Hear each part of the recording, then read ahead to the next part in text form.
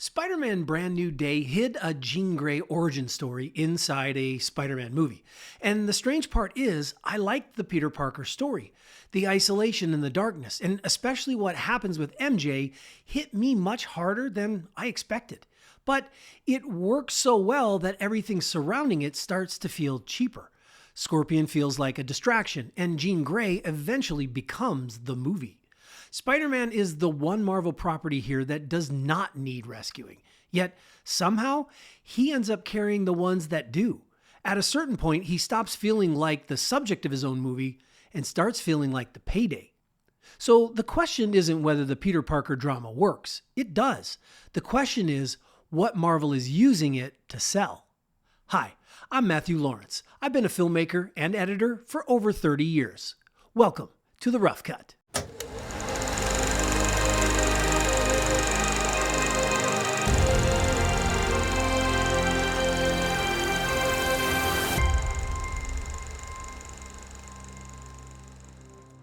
Before I go any further, I should make one thing clear. I love Spider-Man.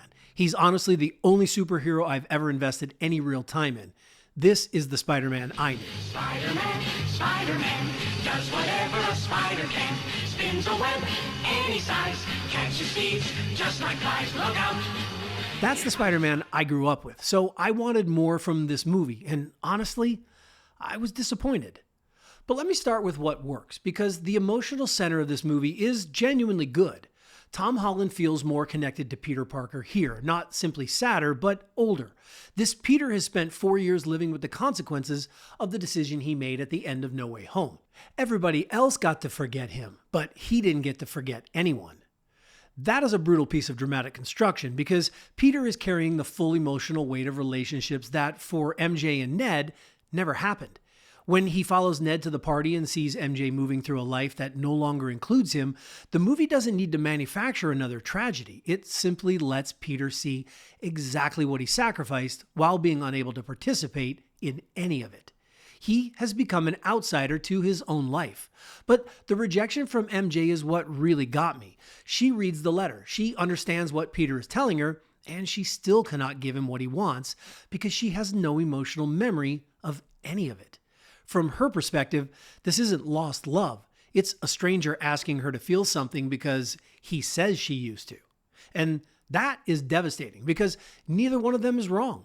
For a few minutes, the movie stops being about saving New York and becomes about the fact that sacrifice doesn't guarantee you get anything back.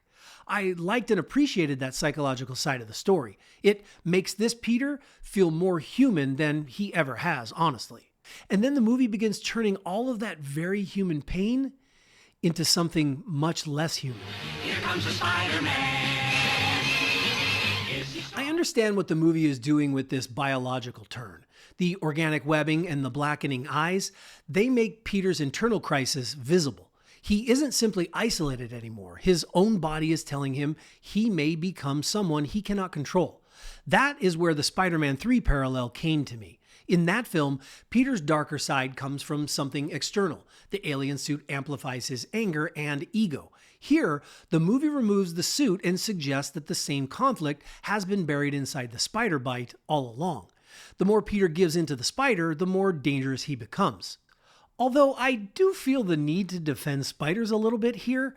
Spiders aren't violent in the human sense. They're predators. They hunt, they survive, and they happen to be extraordinarily efficient at both.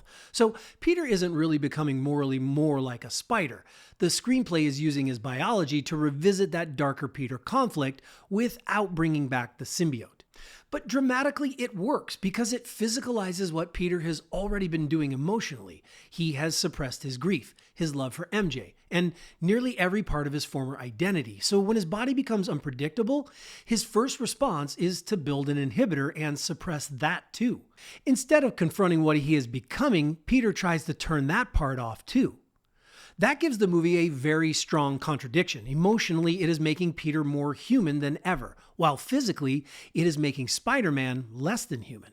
The problem comes when that idea has to become an action movie, because that's when the film starts piling on pieces that don't carry nearly the same weight. Hey there goes the Spider-Man. This is where the movie started losing me. It wasn't one particular fight, it was the accumulated effect. Every time the stronger Peter Parker story pauses to service the superhero machinery, the movie gets lighter instead of more exciting. Scorpion is the clearest example. He never develops enough weight to feel like a real threat. Then Damage Control and Bruce Banner arrive. On paper, Banner makes sense. Another man suppressing something dangerous inside his body, with technology that becomes the model for Peter's inhibitor. I can see the screenwriting logic in that. But the filmmakers said they wanted Peter to stop relying on old mentors. When his body begins changing, he still goes to Banner for the model that leads to his answer. Well, that is a mentor function, whether the movie wants to call it one or not. Damage Control is carrying Jean Grey's backstory and the future mutant conflict. Each piece has a purpose. The problem is what happens when they accumulate.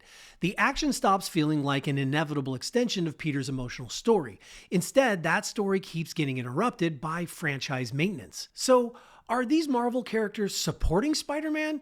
Or is Spider-Man being used to support everybody else? Spider-Man, Spider-Man, friendly neighborhood Spider-Man.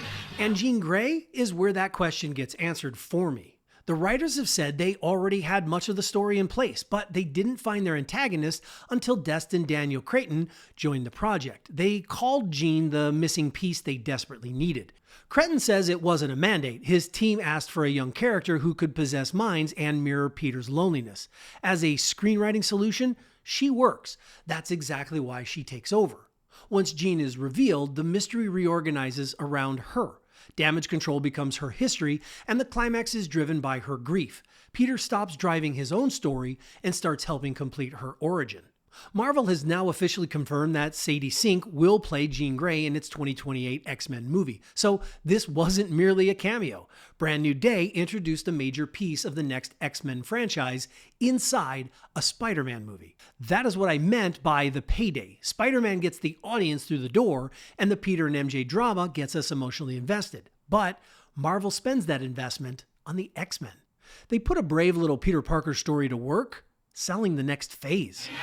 You'll find a Spider-Man. So no, I don't think Brand New Day is a bad movie. Some of its best material is also some of the most honest work these films have done with Peter Parker. The MJ story lets Tom Holland connect with him in a way I haven't felt before. I liked and appreciated what they did with the drama because it made this Spider-Man feel way more human, but so much so that it actually diminished the superhero aspect. And that's the contradiction I can't get past.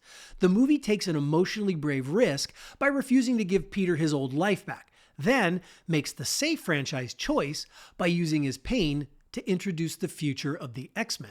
I wanted Spider-Man to have a brand new day. Instead, it often felt as though everybody else got one at his expense. Brand New Day isn't a bad movie. It's a good Peter Parker drama that doesn't trust itself to remain a Spider-Man movie. I'm Matthew Lawrence. This has been The Rough Cut, a filmmaker's perspective with no apologies. Did Jean Grey deepen Peter's story, or did Spider-Man get used to launch the X-Men? If you made it this far, drop something in the comments. I genuinely want to know. If this is the kind of breakdown you came for, do me a favor, hit that subscribe button, and I will see you in the edit room.